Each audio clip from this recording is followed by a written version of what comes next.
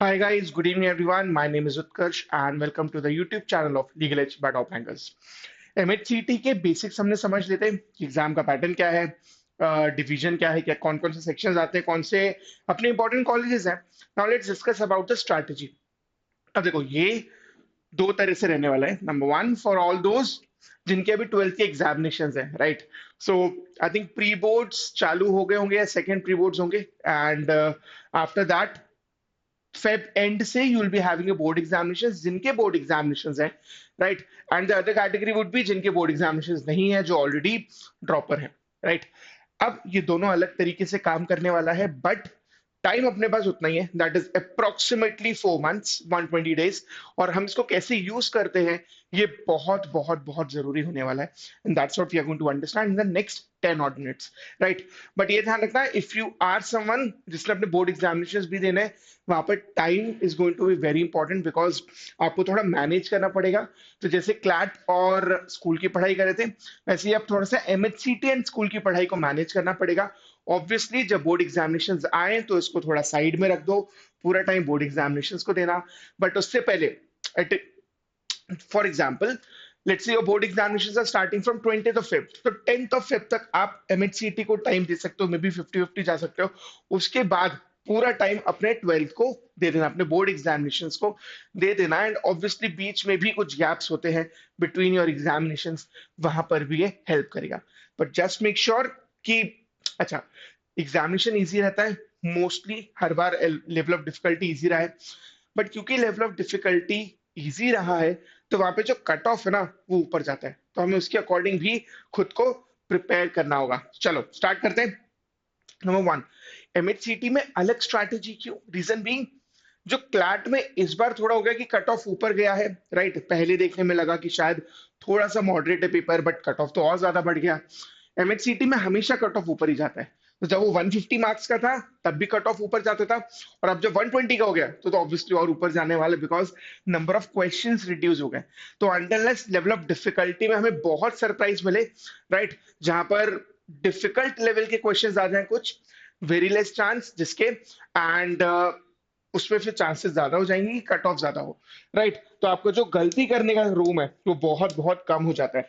और एक चीज और है कि नेगेटिव मार्किंग है.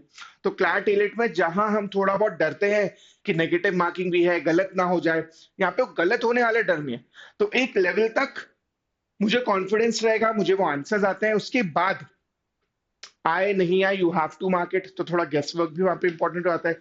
ऑब्वियसली अगर एलिमिनेट कर पा रहे हो तो और अच्छा है, but otherwise also you would be attempting all the 120 questions, कुछ भी मिस नहीं करने वाले हो, right. Now speed based paper है, रीजन बीइंग, यहाँ पे ना तुम्हें बहुत पैसेज टाइप नहीं मिलेगा जैसे क्लैट में होता है कि सीआर के पैसेजेस है. इस बार तो खैर वो एआर आ गया, बट सीआर के पैसेजेस हैं या आरसीज है बहुत सारे, या लीगल में वो पैसेजेस हैं, ऐसा नहीं होगा. सिंगुलर क्वेश्चन ज्यादा होंगे, राइट, सिंगल सिंगल क्वेश्चन ज्यादा होंगे, एंड वन लाइनर ज्यादा देखने को मिलेंगे, राइट. भले वो ग्रामर हो, भले वो लीगल में पॉलिटी के वन लाइनर्स हो, वो देखने को मिलेंगे, राइट. जीके भी पैरा बेस नहीं आना है, वन लाइनर आना है. तो singular questions, one liner question ज्यादा मिलेंगे, स्पीड ज्यादा इंपॉर्टेंट हो जाएगी. And yes, legal anyways CLAT में भी होता है, यहाँ पर भी you have to score as much as you can, right. GK भी स्कोरिंग है, and GK and AR and QT, obviously they, QT बोलो या मैथ्स बोलो, they are usually the decider, right. वो डिसाइड करते हैं कि क्या आप वो 105 110 क्रॉस कर पा रहे हो या नहीं कर पा रहे हो, राइट. तो you have to make sure that you cover almost everything. यहाँ पे कुछ मिस आउट नहीं कर सकते, बिकॉज गलती करने का स्कोप बहुत कम है, राइट. इट्स नॉट लाइक कि पेपर आप इवन 150 का भी है वो भी नहीं है, नंबर ऑफ क्वेश्चंस बहुत कम है, राइट. इसमें यहाँ पे गलती नहीं हो सकती until the paper is difficult, जो कि अगेन जब आएगा तब पता चलेगा. बट अभी मान के चलते हैं कि सारे क्वेश्चंस अटेम्प्ट करने हैं और सारी स्पीड में करना होगा, राइट. मूविंग अहेड, इसको हमने 3 फेजेस में डिवाइड किया है. Phase one would be 1 to 45 days, 1 से लेकर 45 डेज तक, right.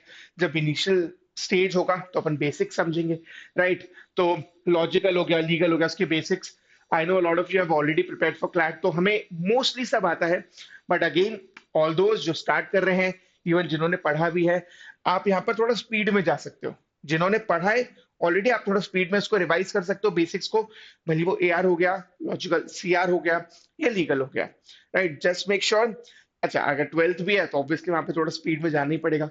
Otherwise also take your time. अगर बोर्ड एग्जामिनेशन नहीं है एंड प्रॉपर बेसिक्स पे ध्यान दो, राइट? हो सकता है कि मेरा कुछ टॉपिक्स में बेसिक्स अच्छा नहीं है, तो जस्ट इंश्योर कि एक बार पूरा कवर अप अच्छे से हो जाए। Next would be static and GK को स्टार्ट करना जरूरी है, राइट? तो क्लैट के लिए हमने बहुत सारा करंट अफेयर्स पढ़ा, आई थिंक मोस्टली सबने मिड नवंबर तक का पढ़ा है, बट नवंबर के बाद पूरा नवंबर हो गया, देन दिसंबर हो गया, राइट? जनवरी का भी आप पढ़ना चालू करोगे, तो जस्ट मेक श्योर कि जो तुमने करंट अफेयर्स पढ़ा हुआ है ऑलरेडी उसको एक बार रिवाइज कर लो, राइट? उसको उसको रिवाइज करते जाओ, और जो नया करंट अफेयर्स है उसको रीड करते जाओ, ठीक है? उसको रीड करते जाओ। बिकॉज होगा क्या, यहाँ से 2 महीने 3 महीने बाद जो हमने जुलाई से लेकर नवंबर तक का भी पढ़ा था वो भी हम भूलने लगेंगे। तो जस्ट मेक श्योर कि एक बार जो पुराना पढ़ा था one liners, just you go all those things, right? वो उनको एक बार रीड कर लो। एंड यस, स्टैटिक प्रॉपरली पढ़ना पड़ेगा, राइट? डिपेंड करता है, कभी ऐसा हुआ है कि स्लॉट 1 में स्टैटिक ज्यादा आ गया, स्लॉट 2 में नहीं आया। अब वो हमें अभी नहीं पता कि हमारा कौन सा स्लॉट होने वाला है और हमारे स्लॉट में कौन सा, क्या स्टैटिक ज्यादा आएगा या कम आएगा, that is something which is not known to us. इसलिए स्टैटिक बहुत बहुत बहुत इंपॉर्टेंट होता है। उसमें भी क्योंकि अलग अलग टाइप के क्वेश्चन आए, भले वो बुक्स एंड ऑथर्स पे हो या वो अवार्ड्स पे हो, तो क्वेश्चंस बने हैं नोबेल पीस प्राइज, मतलब अवार्ड्स पे, बुक्स पे क्वेश्चंस रहे हैं, राइट? और अच्छे वैरायटी के क्वेश्चंस रहे हैं। और क्योंकि वन लाइनर होता है तो ऐसा नहीं है क्लैट की तरह कि 6 questions on just one topic, ऐसा नहीं है। हर क्वेश्चन अलग अलग टॉपिक का हो सकता है।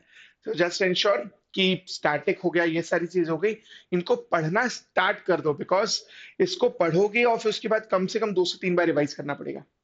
This is going to take time, right? So ensure कि ये करने लगो। मैथ्स के बेसिक्स, राइट? तो क्लैट में हो सकता है हमने उतने ध्यान से नहीं पढ़ा हो, राइट? या उतने मन से नहीं पढ़ा हो, बट यहाँ पर even though these are just 8 questions, but trust me, maths बहुत बहुत बहुत इंपॉर्टेंट है। You can not miss out on any of the questions. तो अच्छे से प्रैक्टिस करो, लग के प्रैक्टिस करो। And yes, once you have started your prep, हफ्ता 10 दिन हो गया, कुछ कुछ क्वेश्चन सबके कर लिए, राइट? बेसिक समझना चालू कर दिया है, then you can start with topic test and then sectional test. तो पहले टॉपिक टेस्ट, फिर सेक्शनल टेस्ट, फिर मॉक टेस्ट। जरूरी नहीं है कि अपन स्टार्ट मॉक से करें, that is not required, but हाँ, एक मॉक दे सकते हो just to get an idea कि किस टाइप के क्वेश्चंस आते हैं। उसके बाद topic test, sectional test and then mock test, right? Topic test से स्टार्ट करना, just as you go through each and every topic, right? Then moving ahead, phase 2 full length mock test अब चालू करना चाहिए। दैट वुड बी, अपन बोल सकते हैं mid Feb के बाद से, राइट? मॉक्स, अब एक मॉक तो अभी दे देना, इसका मतलब ये नहीं कि आप मॉक्स दे नहीं सकते हो, दे सकते हो, बट इनिशियली थोड़ा कम मॉक्स दोगे, दैट इज बेटर, राइट? मॉक्स का काम एंड में अपना ज्यादा है यहाँ पर, राइट? यहाँ पे topic test, sectional test and then mock test, right? तो मेक श्योर कि 1-2 मॉक्स दे दो इनिशियली, समझने के लिए कि पेपर कैसा आता है। उसके बाद अपन अपने बेसिक्स पे चलेगा, अपने रूट्स पे चलेगा, राइट? कोशिश करो कि यू अटेम्प्ट एटलीस्ट, इसलिए बोला कि मॉक थोड़ा बाद में देना, सो दैट अच्छे खासे टॉपिक्स प्रैक्टिस हो जाए, and you attempt at least 100 to 110 questions, right? Second phase से ही ये स्टार्ट हो सकता है, 100-110 क्वेश्चंस कर सकते हो। एंड तुक्का मारने वाला पार्ट ठीक है, but you should definitely know कि कितने क्वेश्चंस थे जो मुझे अच्छे से आते थे, जहां पे तुक्का नहीं मारना पड़ा। There would be few questions जहां पे फ्लूक चाहिए, बट उसके अलावा यू शुड नो कि कितने क्वेश्चंस जो विदाउट फ्लूक मुझे वो कॉन्फिडेंस के साथ आ रहे थे, and those should ideally be 80 to 90%, right? Even at this stage, right? तो फेब मार्च में हमें ये कॉन्फिडेंस आ जाना चाहिए, and you have to try कि by March end you are done with your syllabus. You have to complete a syllabus, right? भले वो इंग्लिश लीगल लॉजिक का हो या इवन जीके का भी हो, राइट? हाँ, क्वेश्चन सिलेक्शन, राइट? ऐसा नहीं हो कि कभी मैं जल्दबाजी में वो क्वेश्चन गलत कर दूं जो थोड़ा टाइम टेकिंग था, बिकॉज मैं बहुत स्पीड में गया। क्योंकि इस टाइप के पेपर में एक चीज और होती है, हम ओवर कॉन्फिडेंस में आ जाते हैं, राइट? हमें लगता है कि पूरा पेपर इजी है, ओवर कॉन्फिडेंस में गए और फिर गलत कर दिया। मॉक एनालिसिस करना होगा, तो मॉक देना चालू करोगे तो जैसे जैसे हम हर टेस्ट का करते हैं, तो उसका प्रॉपर मॉक एनालिसिस करो, समझो कहाँ पर तुम्हारे वीक टॉपिक्स हैं, का समझो कौन से तुम्हारे वीक सेक्शंस हैं, जो वीक सेक्शन है उसको ज्यादा टाइम दो, 50% टाइम दो to your weakest two sections. And yes, try to complete your static GK. Ideally by March end तुम्हारा पूरा स्टैटिक जीके हो जाना चाहिए, और तुमने एक से दो बार रिवीजन कर लिया हो वो 2025 के करंट अफेयर्स का, right? May be not January Feb March का, वो एक आध बार होगा तो भी चलेगा, बट मेक श्योर कि जुलाई से दिसंबर 2025 जो है उसका अपन ने पूरा रिवीजन अच्छे से कर लिया हो।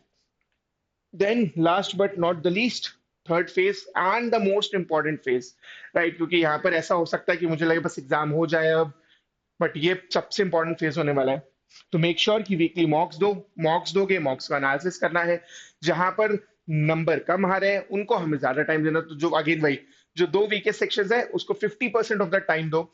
एंड यस, स्टैटिक जीके और करंट करंट अफेयर्स जो है उसका हमें ज्यादा से ज्यादा बार रिवीजन करना है, राइट? कुछ भी मिस आउट नहीं होना चाहिए। वो स्टैटिक में हो सकता है कि एक क्वेश्चन हमें कहीं किसी जगह से किसी कोने से पूछ लिया और नहीं बना। ट्राई करो इस एग्जामिनेशन में ये कॉन्फिडेंस रहे कि अगर हमें नहीं बन रहा तो दूसरों को भी नहीं बन रहा in an examination like MHCT, because if you are an outside Maharashtra you would know that कोई रिजर्वेशन नहीं है एंड नंबर ऑफ सीट्स कम हो जाती है। तो यू हैव टू एंश्योर कि जितना ज्यादा नंबर लाए हम उतना बेटर होगा।